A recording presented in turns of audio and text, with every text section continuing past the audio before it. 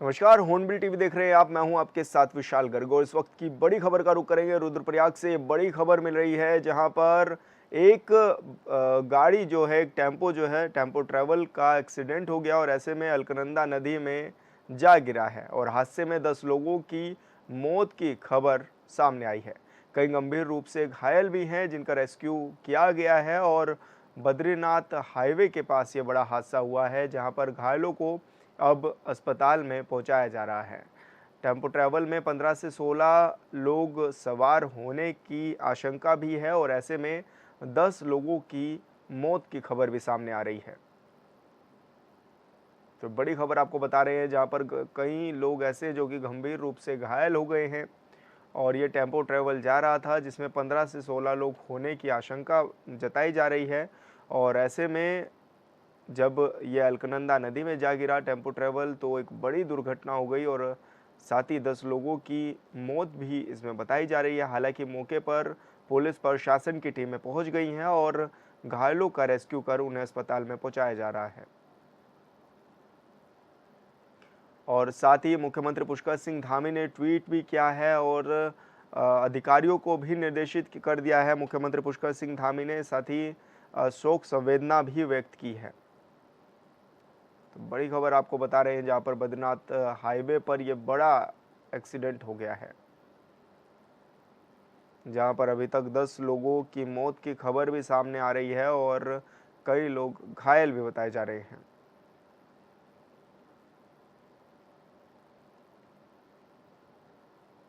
और संवाददाता अरुण सैनी हमारे साथ फोन लाइन पर जुड़ गए हैं। अरुण, क्या कुछ जानकारी मिल रही है, कहाँ किस तरह से ये एक्सीडेंट हो गया? अरुण, आपको आवाज मिल पा रही है? लगता है अरुण से संपर्क टूट गया है। दोबारा जुड़ने की कोशिश करेंगे। तो आपको बता दें एक टेम्पो ट्रैवल था जो कि अलकनंदा नदी में समा गया और ऐसे में यहाँ पर 10 लोगों की मौत की खबर भी सामने आई है, जबकि कई जो घायल व्यक्ति थे उनको अस्पताल में पहुंचाया जा रहा है। मौके पर पुलिस प्रशासन, एसडीआरएफ की टीमें भी पहुंची हैं। रेस्क्यू किया गया है सभी घायलों को और एम्बुलेंस की मदद से उनको अस्पताल में पहुंचाया जा रहा है। वहीं मुख्यमंत्री पुष्कर सिंह धामी ने भी ट्वीट कर गहरा दुख व्यक्त किया है। साथ ही उन्होंने अधिकारियों से अपडेट भी लिया है।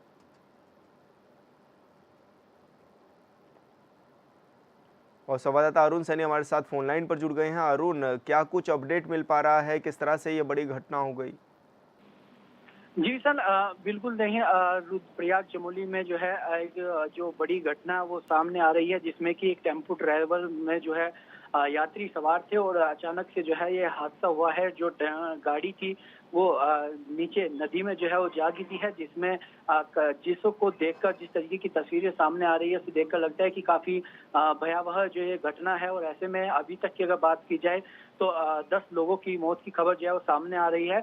लेकिन अभी इसकी हालांकि अभी कितने लोगों की इसमें जान गई है इसकी पुष्टि होना अभी बाकी है। और ऐसे में जो है काफी बड़ा ये हादसा अभी तक माना जा रहा है, जिस तरीके से जो है ये गाड़ी वो खाई में गिरी है। और ऐसे में मुख्यमंत्री पुष्कर सिंह धामी ने भी इस पर दुख व्यक्त किया है।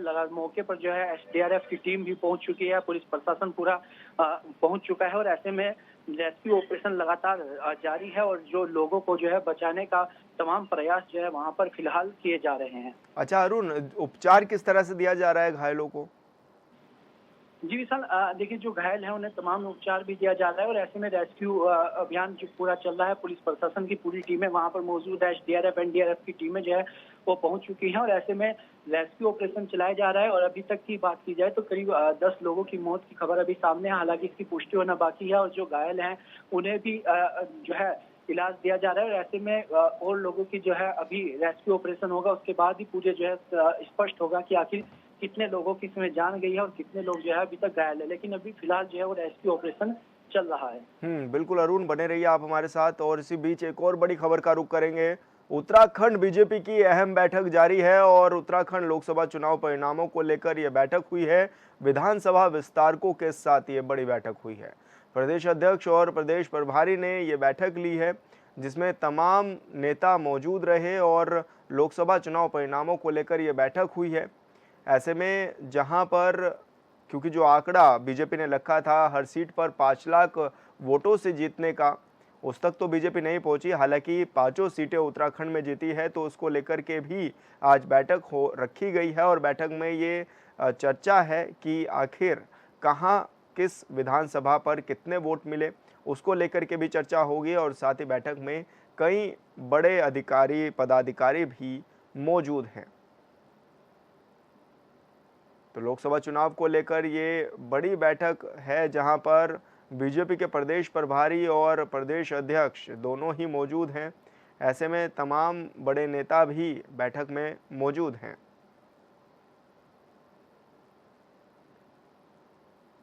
और संवाददाता अरुण सैनी हमारे साथ बने हुए हैं। अरुण, किस तरह की ये बैठक है, क्या कुछ इसमें चर्चाएं संभव है? जी सर, बिल्कुल देखिए, लोकसभा चुनाव हुआ और लोकसभा चुनाव की इस बार की बात की जाए तो भारतीय जनता पार्टी ने हैट्रिक लगाने का काम किया है और पांचों ही सीटों पर भारतीय जनता पार्टी जीती है। लेकिन भारतीय जनता पार्टी ने जो आंकड़ा रखा था कि प्रत्येक लोकसभा सीट को 5 लाख वोटों के अंतर से जीतने का, उसको लेकर वो आंकड़ा कहीं ना कहीं भारतीय जनता पार्टी से काफी दूर रहा है। 2 सीटें ऐसी हैं जिनमें 1,61,000 या 1,63,000, ये 2 सीटें ऐसी हैं पौड़ी और हरिद्वार जिन पर मार्जिन करीब 1.5 लाख का रहा है। तो ऐसे में इन सीटों पर काफी कम मार्जिन रहा है। सबसे अधिक मार्जिन जो जीत का रहा वो नैनीताल लोकसभा सीट पर रहा, 3 लाख वोटों के करीब से जो है वहां पर भारतीय जनता पार्टी जीती। तो वहीं पौड़ी और अल्मोड़ा में 2 लाख से ऊपर का जो है आंकड़ा रहा। तो ऐसे में जो 5 लाख के आंकड़े किससे जीतने की बात भारतीय जनता पार्टी लगातार अपने बयानों में कर रही थी, लगातार जो बयान भारतीय जनता पार्टी की तरफ से आ रहे थे उसमें 5 लाख वोटों के बड़े अंतर से जीतने की बात लगातार कही जा रही थी। लेकिन वो आंकड़ा जो है भारतीय जनता पार्टी हालांकि जीती तो है, लेकिन वो जो आंकड़ा रखा गया था उस आंकड़े से काफी दूर जो है भारतीय जनता पार्टी रही। तो उसको लेकर तमाम समीक्षा बैठक भी हो रही है कि जो आंकड़ा रखा गया था वो हासिल क्यों नहीं हो पाया, किन बूथों पर भारतीय जनता पार्टी कमजोर रही है, किन विधानसभाओं में कमजोर रही, क्योंकि 11 विधानसभाएं ऐसी है जहां पर भारतीय जनता पार्टी हारी है। तो ऐसे में उन विधानसभाओं को लेकर भी जो है समीक्षा बैठक चल रही है कि उन विधानसभाओं पर किस तरीके की तैयारी की, जो पदाधिकारी वहां पर तैनात किए गए थे, जो वहां पर कार्यकर्ता तैनात किए गए थे या बूथ स्तर तक के जो नेता तैनात किए गए थे, उनका परफॉर्मेंस कैसा रहा है और कहाँ चूक रही है जो 11 विधानसभा सीटें आ रही है। तो इन सभी चीजों को लेकर समीक्षा बैठक भारतीय जनता पार्टी की हुई है। और ऐसे में आगामी जो विधानसभा में उपचुनाव भी होना है 2 सीटों पर, बद्रीनाथ और बंगलौर विधानसभा सीट का पर, उसकी तैयारियों को लेकर भी और उसमें किस तरीके से जीता जाए इसको लेकर भी तमाम समीक्षा बैठक जो है चल रही है। उनकी तैयारियों को भी परखा जा रहा है और किस तरीके से चुनाव लड़ना है उसको लेकर भी बैठक है। और आगामी निकाय चुनाव भी होने हैं, पंचायत चुनाव भी होने हैं। तो यानी कि इन तमाम चीजों को लेकर भारतीय जनता पार्टी अभी से ही जो है बैठकों का दौर भारतीय जनता पार्टी में शुरू हो चुका है। और ऐसे में भारतीय जनता पार्टी के प्रदेश प्रभारी दुष्यंत गौतम इस बैठक को ले रहे हैं। और ऐसे में तमाम जो पदाधिकारी हैं भारतीय जनता पार्टी के प्रदेश पदाधिकारी वो भी जो है इस बैठक में मौजूद हैं। और ऐसे में एक बड़ी बैठक जो है ये मानी जा रही है। बिल्कुल अरुण, बहुत बहुत शुक्रिया आपका तमाम जानकारी साझा करने के लिए। पौड़ी गढ़वाल सांसद अनिल बलूनी जीत के बाद पहली बार चमोली पहुंचे हैं। इस दौरान बीजेपी कार्यकर्ताओं ने अनिल बलूनी का जोरदार स्वागत किया है। बीजेपी कार्यकर्ताओं ने प्रेस कॉन्फ्रेंस भी इस दौरान की है और साथ ही उत्तराखंड में स्वास्थ्य के क्षेत्र में काम किया जाएगा, ऐसा अनिल बलूनी ने कहा है। और गांव से पलायन रोकने के लिए उपचुनाव के बाद अपना गांव अपना वोट कार्यक्रम चलाया जाएगा। बलूनी ने कहा है कि पहाड़ में लगातार जिस तरह से विधानसभा सीटों को लेकर परिसीमन को लेकर क्षेत्रफल के अनुसार किए जाने का प्रस्ताव भी रखा जाएगा। आप लोगों को ध्यान होगा कोटद्वार में आईसीयू बनाना, उत्तरकाशी में आईसीयू बनाना, और अभी भी मेरी सांसद मंत्री का एक बहुत बड़ा हिस्सा जो है वो स्वास्थ्य सुविधाओं के लिए गया है। और स्वास्थ्य सुविधाओं पे काम करना मेरे रुचि का भी है और मुझे लगता है जन कल्याण के लिए जरूरी भी है। आप मान के चलिए कि गोपेश्वर में जितनी भी मांग है, चाहे हमारा जो स्वास्थ्य सुविधा हो उसको बढ़ाने की बात हो, अस्पताल के उच्चीकरण की बात हो, मेडिकल कॉलेज की बात हो, जितने भी विषय हैं इन सब पर हम विचार कर रहे हैं। जल्दी एक बार भारत सरकार के जो मानक है उन पर बात करके, भारत सरकार के मानक में भी हर जिले में एक मेडिकल कॉलेज बनाने का लक्ष्य भी है। आप मान के चलिए, अभी मैं कुछ क्योंकि चुनाव की आचार संहिता भी है, लेकिन आने वाले समय में इसके लिए प्रयास करेंगे और गोपेश्वर में मल्टी स्पेशलिटी हॉस्पिटल्स हों और मेडिकल कॉलेज हो, इन सब के लिए हम पूरी ताकत से पूरे प्रयास भी करेंगे और हमें पूरा विश्वास है हम सफल होंगे। उत्तराखंड में पांचों लोकसभा सीटें हारने के बाद उत्तराखंड के कांग्रेस मुखिया ने इशारों ही इशारों में अपनी हार का सारा श्रेय हाईकमान पर डाल दिया है। तो दूसरी ओर कांग्रेस के कद्दावर नेता ने उत्तराखंड को राजनीतिक प्रयोगशाला खिताब देते हुए जनता पर तीखे तंज किए हैं। क्या है पूरा मामला, इस रिपोर्ट में देखिए।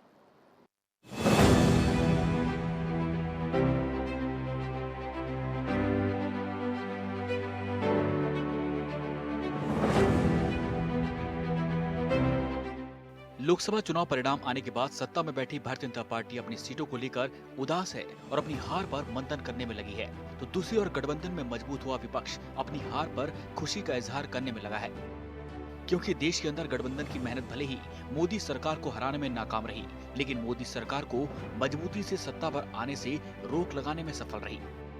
बैसाखी के सहारे तैयार हुई सरकार अब बिना विपक्ष की सहमति से कोई भी कानून पास करने में नाकाम रहेगी, लेकिन देश के कई राज्यों में गठबंधन इतना कमजोर रहा कि एक भी सीट अपने नाम दर्ज नहीं कर पाया। और जनता ने भी, मुझे समझ में नहीं आता, अंकिता जैसा कांड हुआ, अग्निवीर योजना से नुकसान था, 8080 भर्ती घोटाला, पटवारी पेपर लीक जैसी चीज़ें हुई, लेकिन उसके बाद भी हम उस चीज़ को अपने पक्ष में नहीं कर पाए। उस चीज़ का मुझे अफसोस है। निकाय चुनाव कई राज्यों में कांग्रेस की हार की जिम्मेदारी लेकर बैठे प्रदेश अध्यक्ष और जिम्मेदार नेताओं और विधायकों की है, और कई राज्यों में संगठन को चलाने वाले प्रदेश के पदाधिकारी कार्यकर्ताओं ने अपनी गलती को स्वीकार किया है। लेकिन उत्तराखंड में पांचों लोकसभा सीटें हारने के बाद भी कांग्रेस के संगठन को चला रहे प्रदेश के मुखिया प्रदेश अध्यक्ष करण मेहरा और कांग्रेस के उत्तराखंड के कद्दावर नेताओं में आने वाले नेता प्रतिपक्ष यशपाल आर्य अपनी गलती को मानने के लिए तैयार ही नहीं। कांग्रेस प्रदेश अध्यक्ष करण मेहरा ने इशारों में सारी गलतियां टिकटों को लेकर हाईकमान के फैसले पर ठहरा दी है। उन्हें लगता है कि प्रदेश में जीतने वाले सिर्फ कुछ बड़े चेहरे हैं, जैसे यशपाल आर्य, प्रीतम सिंह, उत्तराखंड के पूर्व मुख्यमंत्री हरीश रावत। क्या कुछ कहा प्रदेश की पांचों लोकसभा सीटों पर प्रदेश अध्यक्ष करण मेहरा ने, आप भी जरा सुनिए। इसमें कहीं ना कहीं मैं भी दोषी हूँ, हम सब दोषी हैं, क्योंकि मैं एक चीज़ जरूर कहूँगा कि टिकट के लिए मैं पहले दिन से आप लोगों से जो कह रहा था वो नहीं हुआ। मैं चाहता था पार्टी के सीनियर्स टिकट लड़ाई लड़ें, हम चाह रहे थे यशपाल आर्य जी भी चुनाव लड़ें, हम चाह रहे थे हरीश रावत भी चुनाव लड़ें, प्रीतम सिंह भी चुनाव लड़ें, जो नहीं हो पाया। और वहीं कांग्रेस के नेता प्रतिपक्ष यशपाल आर्य ने उत्तराखंड की जनता पर तीखे तंज कसते हुए कहा कि जनता को महंगाई, भ्रष्टाचार, बेरोजगारी, अंकिता भंडारी हत्याकांड जैसे मामलों से उठकर बीजेपी का साथ दिया। उत्तराखंड अब राजनीति प्रयोगशाला बनकर रह चुकी है। मैं क्या टिप्पणी करूं, क्या नतीजे होते, क्या परिणाम आते, ये तो भविष्य में गर्त में है। साफ तौर से मैं कहना चाहता हूं कि उत्तराखंड एक प्रयोगशाला बन चुकी है, और जो यहाँ की प्रमुख, आज हमारा नौजवान हताश है, निराश है, रोजगार के लिए भटक रहा है, पलायन हो रहा है। किसानों की आय दुगनी करने का जो सपना सब्ज बाग दिखाए थे, आज वो पूरे नहीं हुए हैं। महंगाई चरम सीमा पर है, बिजली के दाम अभी बढ़े हैं, और जनता शायद इन मुद्दों से ऊपर उठकर उन्होंने भारतीय जनता पार्टी के पक्ष में मतदान किया है। ये दुखद है। बहरहाल उत्तराखंड कांग्रेस संगठन अपनी हार का श्रेय हाईकमान और उत्तराखंड की जनता पर डालने को तो तैयार है, लेकिन अपनी गलती मानने को नहीं। उत्तराखंड की पांचों लोकसभा सीट संगठन की आपसी गुटबाजी के चलते गई है। इतना ही नहीं, उत्तराखंड विधानसभा चुनाव में भी आपसी गुटबाजी के चलते ही कांग्रेस उत्तराखंड में सरकार बनाने में नाकाम रही। ऐसे में देखना होगा कि हाईकमान अब उत्तराखंड के संगठन की ओर कुछ संज्ञान लेता है और पदाधिकारियों पर कार्रवाई करते हुए उत्तराखंड संगठन में परिवर्तन करता है।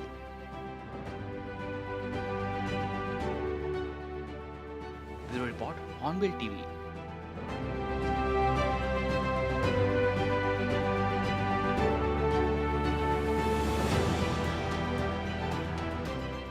उत्तराखंड में ग्राहकों के साथ ठगी करने वालों के खिलाफ बाट माप विभाग सख्त कार्रवाई कर रहा है। विभाग के जॉइंट कंट्रोलर गोविंद सिंह रावत ने बताया है कि विभाग को मिल रही कई शिकायतों को देखते हुए अधिकारियों को ओवर रेटिंग के साथ ही पेट्रोल पंप और गैस एजेंसियों में हो रही ठगी के खिलाफ कार्रवाई करने के निर्देश दिए गए हैं। उन्होंने बताया कि विभाग ने अब तक 174 जगह निरीक्षण किया, जिसमें 125 मामले दर्ज किए गए हैं।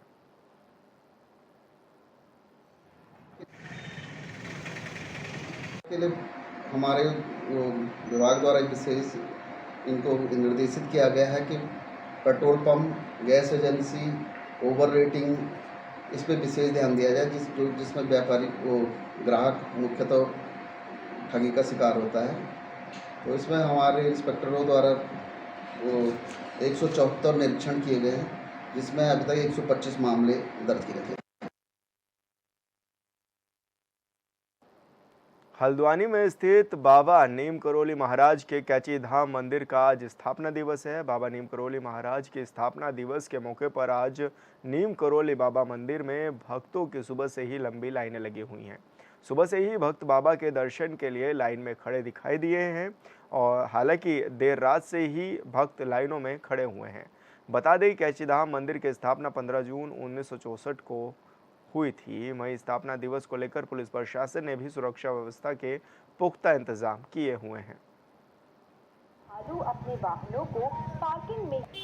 आज का दिन तो बहुत मेमोरेबल दिन है, जब ये आश्रम की स्थापना हुई थी। अब मैंने तो महाराज जी को जब मैं 10th में पढ़ता था तब से तो उनका निर्माण हो गया, तो बचपन में गोदी में खिलाया है और हर मनोकामना पूरी होती थी जब मैं छोटा था। तो ये दिन तो बहुत ही स्पेशल है और महाराज से एक बार कोई जुड़ता है तो फिर वो चाहते हुए भी नहीं छोड़ पाता है। उसको ऐसे ऐसे एक्सपीरियंसेस होते हैं कि वो एकदम समर्पित हो जाता है। तो आप लोग भी सुबह से सब लोग आए हुए हैं और असली महाराज की जो लोग कहते हैं कि क्या कृपा है, महाराज क्या है, साक्षात आज 15 जून को देखने को यही मिलता है और यही आप लोग भी देख रहे होंगे। कहाँ से लोग आ रहे हैं, किसी को कोई निमंत्रण नहीं, लेकिन सबके मन में होता है कि बार 15 जून को महाराज के पास दर्शन करें और महाराज का प्रसाद लें। कितने उत्साह देख रहे हैं, कितने भक्तों की आने की उम्मीद है इस बार? देखिए, अब उम्मीद तो आप ही लोग जाने, क्योंकि हमेशा आप ही लोग बाहर रहते हैं और इस बार हम लोगों का जैसे जितना सोच रखा, जिस हिसाब से हमारी तैयारी है, हम तो सोच रहे हैं कि कम से कम 1.25 लाख आदमी तो आज के दिन आएगा। और जिस हिसाब से प्रशासन ने आज इतनी अच्छी व्यवस्था कर रखी है, लोग सुगमता से आ रहे हैं, इसके लिए वो लोग बहुत बहुत धन्यवाद के पात्र हैं। देखिए, सबसे पहले तो मैं बाबा के जितने भक्त हैं उनको मैं अपनी तरफ से बधाई देना चाहता हूँ कि आज जितने भी भक्त आए हैं और जिस भी तरीके की व्यवस्थाएं जिला प्रशासन के द्वारा, पुलिस के द्वारा या मंदिर समिति के द्वारा की गई है, भक्तों ने उस व्यवस्था में बहुत सहयोग किया है और बहुत अच्छे तरीके से, शांतिपूर्ण तरीके से और बहुत ही खुशहाल तरीके से मेला चल रहा है। काफ़ी संख्या में अब तक भक्त यहाँ पर दर्शन कर चुके हैं और जो बाकी हमारी शटल सर्विसेज जो चल रही है और पार्किंग हैं, वहाँ पर भी काफ़ी संख्या में भक्त हैं, तो उनको भी हम बहुत तेज़ी से दर्शन करवा रहे हैं। उत्तराखंड में तापमान बढ़ने के साथ ही वनाग्नि की रिकॉर्ड घटनाएं भी दर्ज हो गई हैं। अपर मुख्य वन संरक्षण निशांत वर्मा ने बताया है कि 10 जून से वनाग्नि घटनाओं में बढ़ोतरी हो रही है और पिछले 24 घंटे तक प्रदेश में वनाग्नि की 1213 घटनाएं भी सामने आई हैं।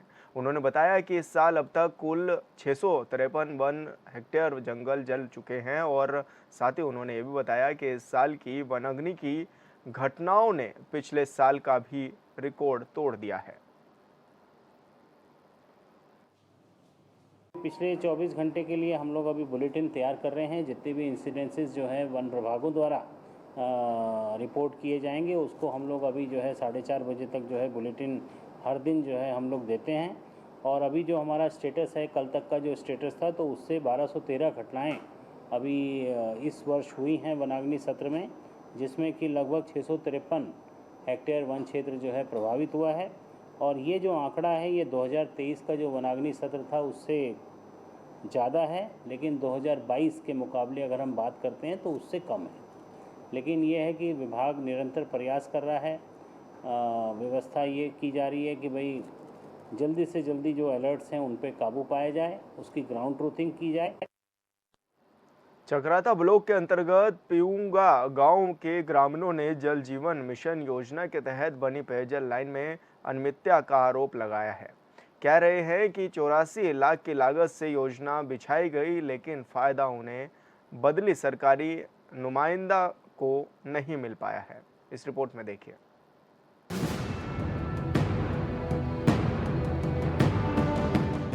उत्तराखंड की राजधानी देहरादून के चक्राता ब्लॉक में पिंगुला गांव के कुछ ग्रामीणों ने जल जीवन मिशन योजना पर सवाल उठा दिए। मिशन के तहत बनी पेयजल लाइन में अनियमितता का आरोप लगाते हुए इनकी शिकायत सीएम पोर्टल और विभाग अधिकारियों से की गई, जिसमें उक्त पेयजल लाइन की उच्च स्तरीय जाँच की मांग की गई है। मैंने विभाग से ITI ली थी। मैंने ठेकेदार को पहले सूचना दी थी। SP के कॉन्ट्रैक्टर है विकास नगर वाला, पहले उनसे बात करी कि यहाँ पे जो आपका जो काम चल रहा है वो उसकी गुणवत्ता सही नहीं है। फिर उस ठेकेदार ने हमारी कोई अनसुनी की है। फिर हमने उसके बाद CM हेल्पलाइन पोर्टल में शिकायत करी है और विभाग वालों ने आज मुझे लेटर दिया था। पहले भी कई बार उन्होंने मुझे फ़ोन पे कांटेक्ट किया कि आप हम जहाँ गांव में आ रहे हैं, जांच कर रहे हैं पीछे, तो उन्होंने आज तक कोई भी जांच नहीं पाई। और विभाग के द्वारा ही मुझे प्रपत्र दिया गया कि आप 12/6 आज के दिन कि आज आप गांव में उपस्थित रहेंगे, हम आपकी जांच करेंगे। मैंने सर ITI में आपको भी दिखा रहा हूँ, ये मैं इस पर भी दिखा रहा हूँ, इस पर स्पष्ट लिखा है बिंदु संख्या 4 में कि रिपेयर मरम्मत नहीं होना है। मुझे किसी से लड़ने की शौक नहीं है, किसी से बोलने का कोई फालतू नहीं है। जो कागज में विभाग ने दिया है मैं उसी के अनुसार लड़ना चाहता हूँ, मैं उस पर कार्रवाई चाहता हूँ। पिंगुआ गांव के रहने वाले शिकायतकर्ता का कहना है कि 84 लाख से अधिक की लागत से बिछाई गई पेयजल लाइन का उन्हें कोई लाभ नहीं मिल पा रहा है। कई ग्रामीणों के घर तक नल सूखे पड़े हैं। पेयजल लाइन बिछाने के दौरान कई जगह पुराने पाइप का ही इस्तेमाल किया गया और पेयजल स्रोत से गांव तक बिछाई गई पेयजल लाइन की जो दूरी दिखाई गई है उसमें भी हेरफेर किया गया है और मानकों की खूब अनदेखी की गई है। शिकायत सर मेरी है कि जो काम हो रहा है ग्राम पंचायत जो काम हो रहे हैं 4,15,000 का जो प्रोजेक्ट है उसमें जो इसकी DPR के अनुसार से जो क्वांटिटी है वो पूरी नहीं है, उसका मानक सही नहीं है। जो पोल जो पाइप लगे हुए हैं वो भी दूसरी कंपनी का लगा हुआ है और DPR में कोई दूसरा पाइप लगा हुआ है, वो भी अच्छा नहीं है।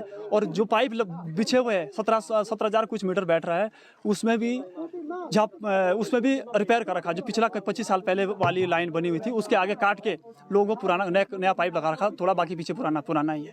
तो मेरा यही निवेदन है कि भाई विभाग से ये है कि भाई इसकी जाँच होनी चाहिए और इस पर अच्छे से अच्छे ताकि लोगों को बेनिफिट मिले, इस योजना का बेनिफिट मिले। शिकायतकर्ता के आरोप पर प्रधान पति का कहना है कि पेयजल लाइन में कोई दिक्कत नहीं है, बल्कि पानी टैंक में न डाल सीधा बाईपास लाइन से जोड़ा गया है, जिसके कारण दिक्कत आ रही है।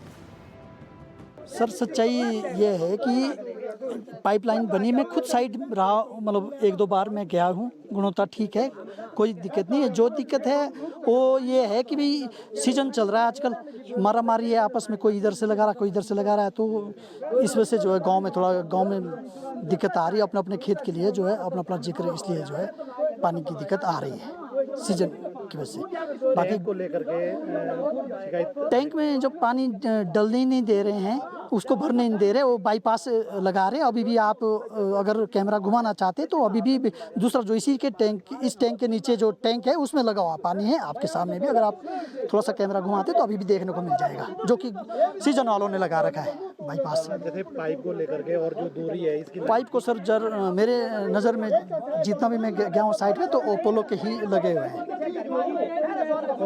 अभी भी गाँव में 20-25 पाइप पड़े हुए हैं, वहाँ ओपोलो के ही पड़े हुए हैं। पेयजल लाइन को लेकर अनियमितताओं की शिकायत पर पेयजल निगम के अधिशासी अभियंता रविंद्र सिंह बिष्ट ने कहा कि जल्द ही शिकायतकर्ता के आरोपों की जांच की जाएगी। लगाए गए आरोपों का मौके पर जाकर जांच की जाएगी। वर्ष 2022-23 में योजना बनी है पिंगुआ जल जीवन मिशन के तहत, और इसमें एस्टीमेट में हमारा बिल्कुल नया काम है। पुराना पाइप का हमने कोई यूज नहीं करना। पुराना हमने एग्जिस्टिंग जो CWRs थे उनका यूज़ करना था, हमने यूज़ किए हैं। 2 जो जलाशय हैं वो नए बने हैं, 2 जलाशय पुराने हैं, उनका हमने यूज़ जरूर किया, लेकिन पुराना हमने पाइप यूज़ नहीं किया है। आप मौके पर चेक करवा सकते हैं, और कोई भी जांच के लिए हम खुद भी लिख रहे हैं कि अगर किसी को शिकायत है तो हम खुद भी जांच करवा लेंगे उसकी। पिंगुआ में पानी सुचारू रूप से चल रहा है, आप भी शायद देख के आए हैं, लेकिन हम कई जगह पानी क्राइसिस है तो जेई आजकल उधर बिजी है।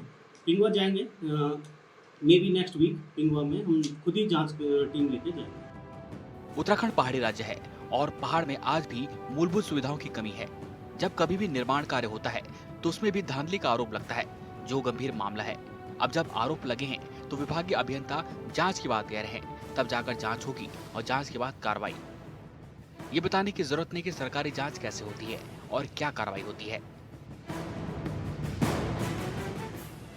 चक्राता से हॉर्नबिल टीवी के लिए इल्मी सिंह चौहान की रिपोर्ट। और फिलहाल इस बुलेटिन में इतना ही। आप देखते रहिए हॉर्नबिल टीवी। नमस्कार।